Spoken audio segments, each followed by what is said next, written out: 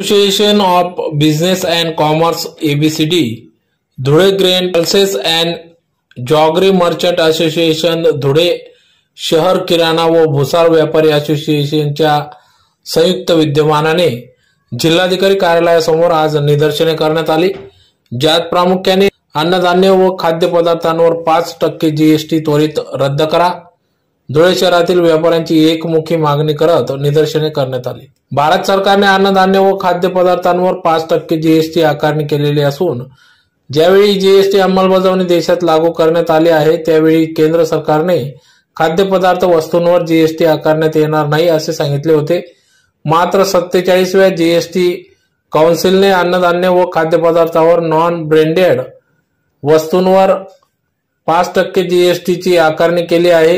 ही अन्यायकारक आकारणी शासनाने त्वरित रद्द करावी अशी मागणी association of business and commerce एबीसीडीचे अध्यक्ष Subhash Kotecha, Dhule grain pulses and jaggery merchants असोसिएशनचे अध्यक्ष श्री ईश्वर लोढा, सेक्रेटरी अजय बर्डिया, धुळे शहर किराणा व भुसार व्यापारी असोसिएशनचे अध्यक्ष अरुण नावरकर यांनी केली आहे।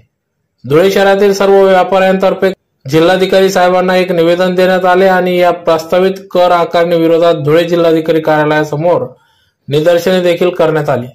सदर या निवेदन देतेवेळी या पत्रकात म्हटले आहे की अन्नधान्य व खाद्यपदार्थावरील नॉन ब्रँडेड वस्तूंवर जीएसटी आकारण्याचा निर्णय घेतल्यास त्याचा फार मोठा परिणाम शेतकरी आणि सामान्य नागरिकांवर होणार असून त्याचा मोठा आर्थिक भूर्दंड त्यांना देखील सोसावा लागणार आहे। त्यासाठी जनतेने सहकार्य करत या आंदोलनात सहभागी व्हावे असे देखील आवाहन एबीसीडीच्या वतीने करण्यात आले आहे।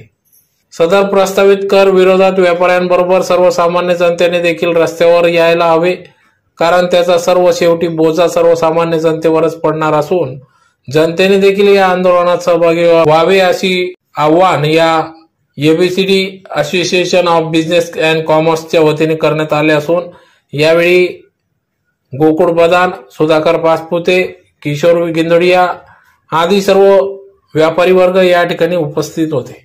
झालाच पाहिजे, सर्वसामान्यांना न्याय मिळालाच पाहिजे, अन्नधान्यावरील जीएसटी रद्द झालाच पाहिजे, सर्वसामान्यांना न्याय मिळालाच पाहिजे, अन्नधान्यावरील जीएसटी रद्द झालाच पाहिजे, अन्नधान्यावरील जीएसटी कर रद्द झालाच पाहिजे, अन्नधान्यावरील जीएसटी कर रद्द झालाच पाहिजे, सर्वसामान्यांना न्याय मिळालाच पाहिजे, अन्नधान्यावरील कर रद्द झालाच पाहिजे, अन्नधान्यावरील जीएसटी रद्द झालाच पाहिजे, अन्नधान्यावरील जीएसटी रद्द झालाच पाहिजे, सर्वसामान्यांना न्याय मिळालाच पाहिजे, अन्नधान्यावरील जीएसटी रद्द झालाच पाहिजे, सर्वसामान्यांना न्याय मिळालाच पाहिजे, अन्नधान्यावरील जीएसटी रद्द झालाच पाहिजे, सर्वसामान्यांना न्याय। भारत सरकारने दिनांक 18 जुलैपासून अन्नधान्य पदार्थावर 5% जीएसटी आकारणी केलेली आहे। या अगोदर फक्त ब्रँडेड वस्तूंवरती जीएसटीची आकारणी होत होती, परंतु आता नॉन ब्रँडेड वरती सुद्धा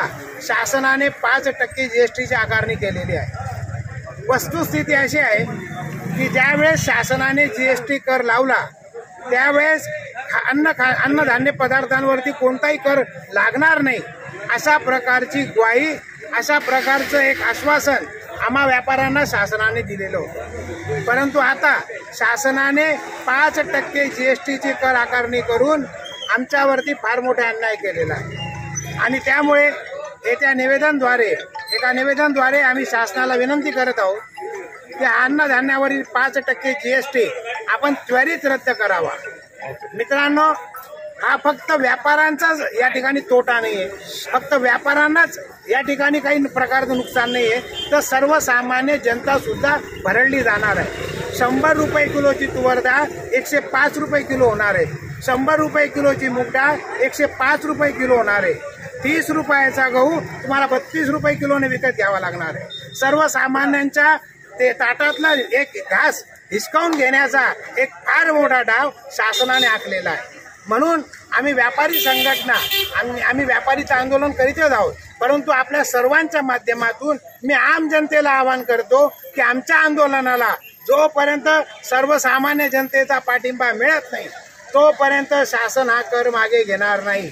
म्हणून या निवेदनाद्वारे एक विनंती आम्ही धुळे जिल्ह्यातील सर्व नागरिकांना करत आहोत की यापुढे ज्या वेळेस जीएसटीच्या विरोधामध्ये आंदोलन करण्यात येईल सर्वसामान्य जनतेने रस्त्यावरती यायचं आहे आणि आपल्या न्याय हक्कासाठी हा जीएसटीचा कर रद्द करायचा आहे अशी आम्ही विनंती शासनाला या ठिकाणी करत आहोत. जय